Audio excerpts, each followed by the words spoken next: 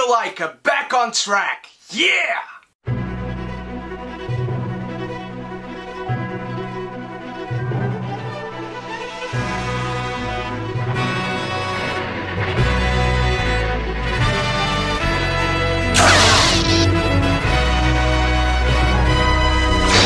Hello my beautiful geekies, this is my review for Kubo and the Two Strings, directed by Travis Knight, written by Mark Hames and Chris Butler. It stars Art Parkinson, Ralph Fiennes, Matthew McConaughey and Charlize Theron. This movie is about a boy who tells stories at his local village. He performs with his two-string guitar, which has a specific name that I cannot recall, and he performs these shows telling great legends about warriors fighting monsters through origami constructs of his. What happens is that the legends might be true. That's all I want to say to you to this plot, because there might be a few surprises here and there, but the greatest asset to this movie is the script and the animation. It's so rare that these days we get anything else than 3D animation, which I love. Stop motion animation just has a specific magic to it. Nothing else in animation, not even 2D back in the day, felt so real. The most genuine form of animation that you could actually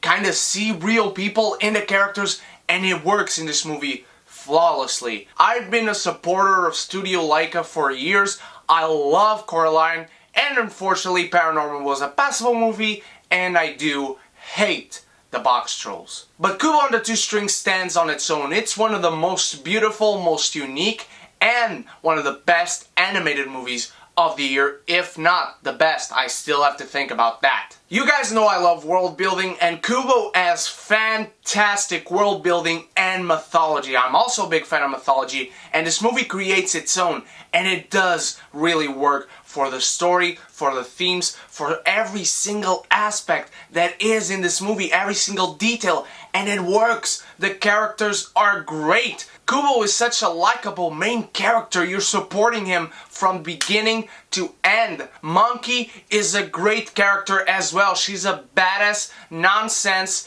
goes straight to the mission, always serious. And Beetle is the fun Matthew McConaughey type character that is also a great warrior. And a mix of these three blend together such great character development, great dialogue, great adventure, great thematics. It all works to build and then being paid off in this movie. Don't get me wrong, I think this movie is suitable for kids, but to a point. I don't think kids 8 or less should probably go to see this movie. I was pretty annoyed at my screening with kids that were less than 8 years old, and I had to move my seats more than once. There are just too many scary parts for them, and that's understandable.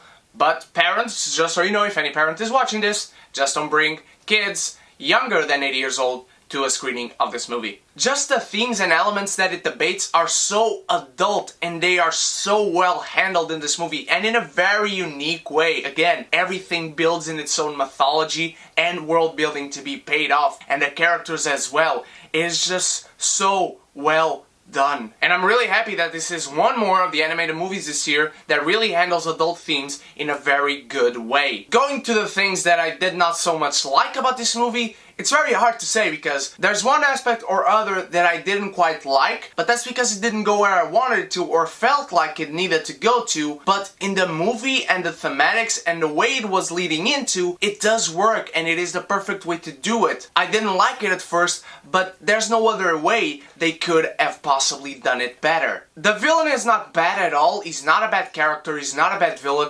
Just his motivation is a little bit lackluster to the perfection that they build him on to be. There are too many great elements for you to nitpick in this movie, because everything works flawlessly. The pacing is great. What I will say is that the transition from the second act to the third is not the smoothest like the rest of the movie was. The first act is beyond great, the second act as well, and even the third act as well. They are all phenomenal. But the transition itself from where you are in the middle of the adventure to the big finale of the movie is not the smoothest. Seems like it was rushed into the transition itself, not the third act. Kubo and the Two Strings is a very unique movie, a very unique story. It's an original movie. Go see it. Go support Laika. Go support the original movies. We lost Studio Ghibli because we didn't support them at the movie theater, so please go watch this movie. Kubo and the Two Strings is a movie that will gain from repeated viewing, and that's why it absolutely freaking deserves